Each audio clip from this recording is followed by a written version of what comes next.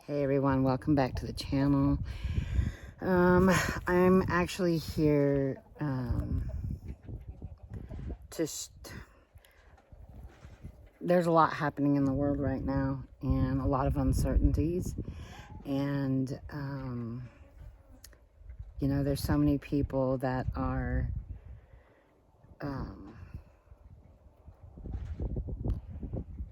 what's the word to use? They're uncertain of, the food supply, the food chain.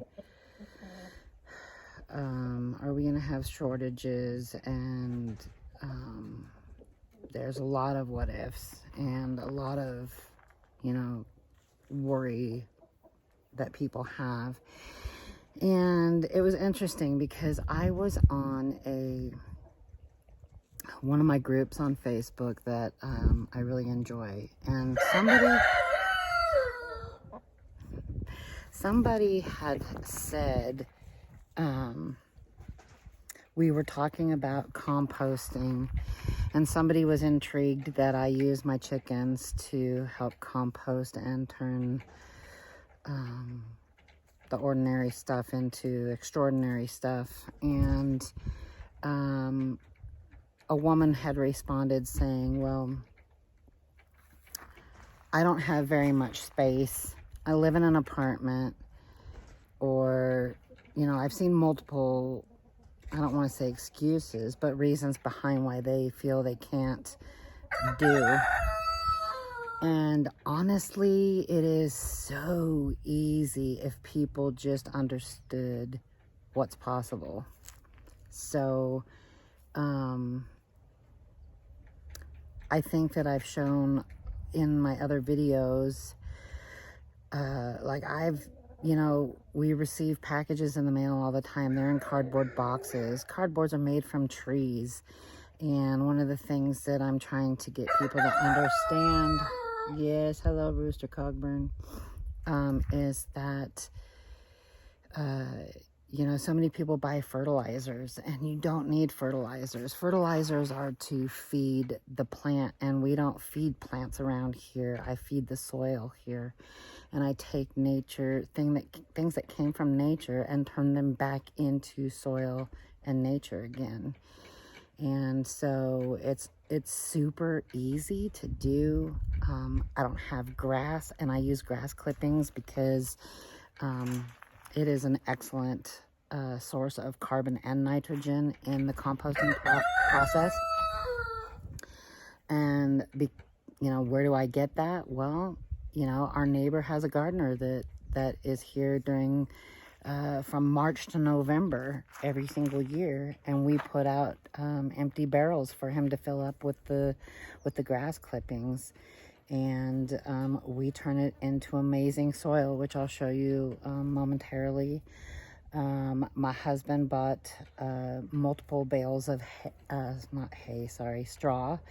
It was what my husband and my son used as their bow practice, getting ready for hunting archery season. And so I'm using that currently as it is a good source of carbon.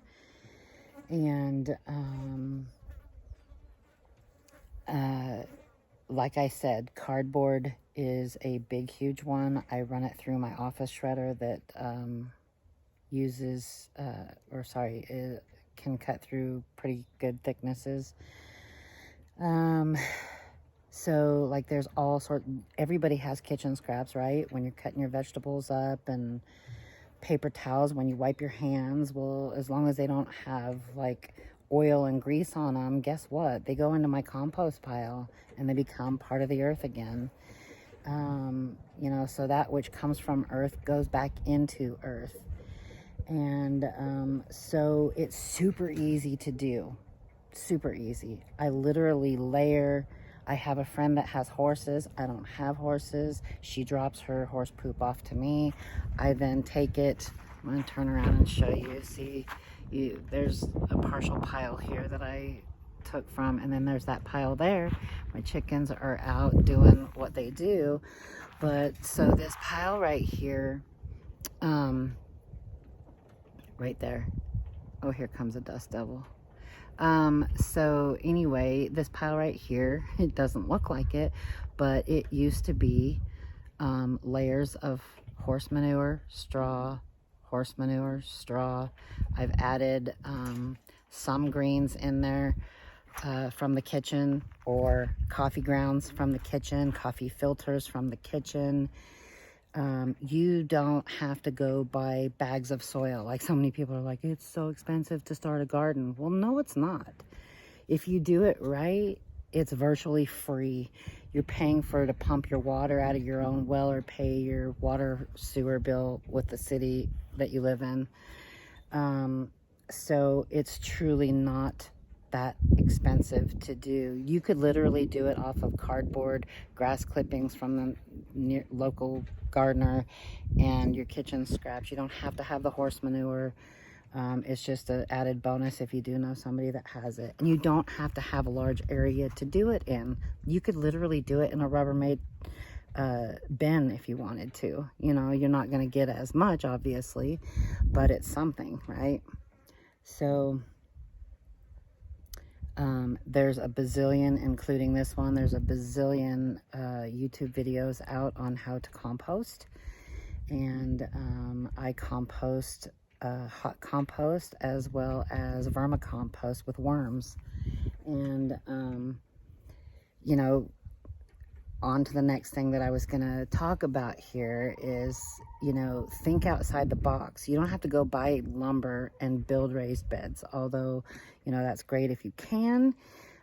Some people don't have the means to, like, you know, so many of them say they live in apartments, or they don't have a big enough yard. Well, I'm going to show you that it doesn't take much to be able to grow your own food.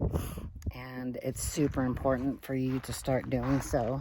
And I'm going to take you up to one of our newest additions to our place and show you the greenhouse. The reason I'm showing you the greenhouse is to show you that try going to your local nursery and see if they have, sorry, let me get this right here. See if they have any nursery tubs. See if they have any nursery tubs and plant in them. I currently have a white sage growing in there because they will not survive winters here. And so once there's no chance of frost, then it'll be outside all the time in the tub. But then come winter again, it'll come back into the greenhouse where hopefully it'll survive. So far, so good. We've had some freezing temperatures and it is thriving in here in the greenhouse. Here is another thing you can do. This is literally a trucker that I know. Thank our truckers. They're everything to us. A trucker that I know had picked up a bunch of empty barrels from some guy. I don't even know exactly, but they held soy sauce and teriyaki sauce. And so they're food safe, obviously. Well, I had my husband cut them in half. And I'm sure if you don't own a circular saw, I'm sure you know somebody that does. And if you don't know somebody that does, find somebody that does. Ask your neighbors. Cut it in half. Have holes drilled into the bottoms of them. And that way they can drain. Fill them with the soil you make yourself, or go buy some soil if you can afford to. And so, you know, you don't have to have a garden space. Let's just say that. Like, I mean, it's great if you can, but it's not absolutely necessary. So let me take you down and now show you. So this greenhouse arrived in 4 boxes. And I'm going to show you that. And this can be done on top of grass. If you have grass and an area of your grass that you don't mind if it gets ruined because you're going to grow yourself some food that's sustainable for you. Here's what I'm doing. I'm using every ample opportunity I have to grow this year. So from this pile is now over in that lid or bottom of one of the boxes that the greenhouse came in. I will grow lettuce, spinach, radishes, I'm not sure what else, but the cardboard won't stay there forever. And that's fine. It can, you know, stay, it'll prevent weeds from coming up and grass from coming up if you choose that, because you're going to basically prevent it from getting light, so it's not going to be able to grow. And after about a year or so, it'll disintegrate and become earth again. So, you know, if you have any size box, you know, cut it. Obviously, it can't be too deep because you want whatever plant you might have in there to get big enough. Like lettuce, it wouldn't be good to use a big box that the sun's not, you know, getting to it unless it's straight up above. So, you know, cut the box down to only be maybe 4 inches high, 5 inches high. These ones are only about 3.5 inches tall, so it's still going to work. I mean, lettuce, spinach, and that kind of stuff radishes are not going to require a ton of soil to grow yourself some really great stuff. Oh, I forgot to mention about the compost, but I'm sure you've seen it in my other videos, that I use my chicken poop, and the feathers and the straw. So every time I clean out the coop, it goes into the compost pile because it's high in nitrogen and it helps break down the soil. Break down the clippings and the straw and the horse poop. I also have rabbits. Rabbit manure is excellent fertilizer. So anyway, I'm trying my best to teach people that, you know, it doesn't take much. Okay, so you only have a porch area that you can grow stuff on. Well, it's better than nothing, you know. I have another big container like you saw in the greenhouse that's growing my white sage that I'm gonna grow my zucchini in this year, just because I want more space in my large area of the garden. And then I can grow a lot more in the space that, you know, a zucchini would take up in the ground. So it's going to be grown in a container and it'll be perfect. And today, if you follow me, this is my loofah arch. I grow loofah, which is amazing for scrubbing your dishes or your body. They're amazing. And today, again, back to the one thing that I can't say enough is feed your soil, not your plants. And so, hang on, I'm trying to get over there. So today I took from that pile that's in there and I put a layer on top of where I grew my loofahs last year on both sides. You can see over there. I've got to clean, this is all the loofah vine that I still have to run through the chipper shredder, and some leaves I got to get run through there as well. We've had some, I don't say the word around here, but the W word that blows. Yes, I hear you. The W word that blows has blown a bunch of my cardboard that I've been saving for these no-dig garden rows.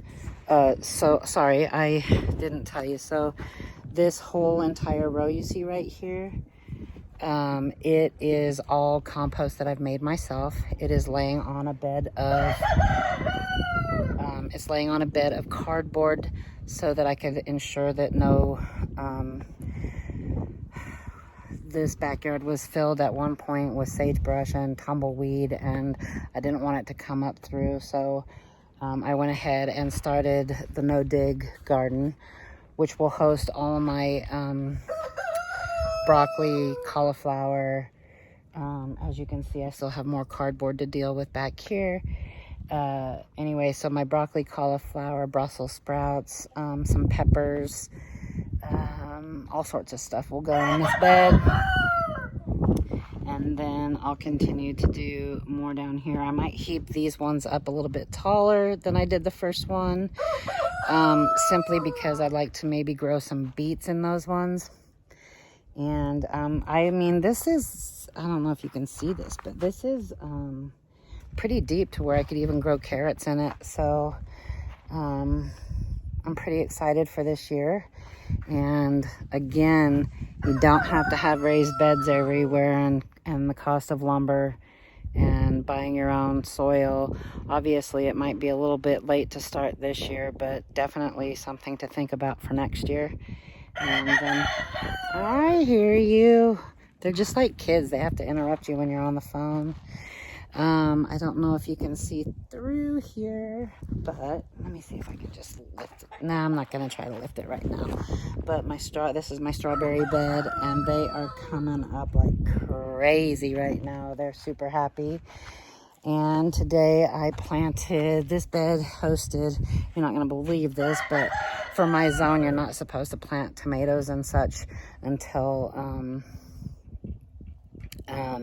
towards the end of May.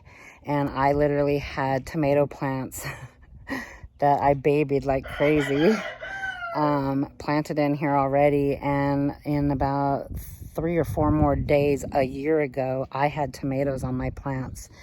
And they did excellent in this spot. But this year I'm growing potatoes in this bed. And I've got some oregano that is growing from last year down in that bed. Got lots happening here. So anyway, I just wanted to, take a moment and, try to encourage others to, think outside the box. Think outside the box and provide for you and your family.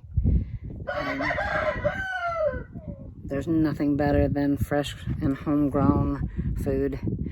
And you'll save yourself a lot of money. Last year, we hardly ever grocery shopped. Not for much at all.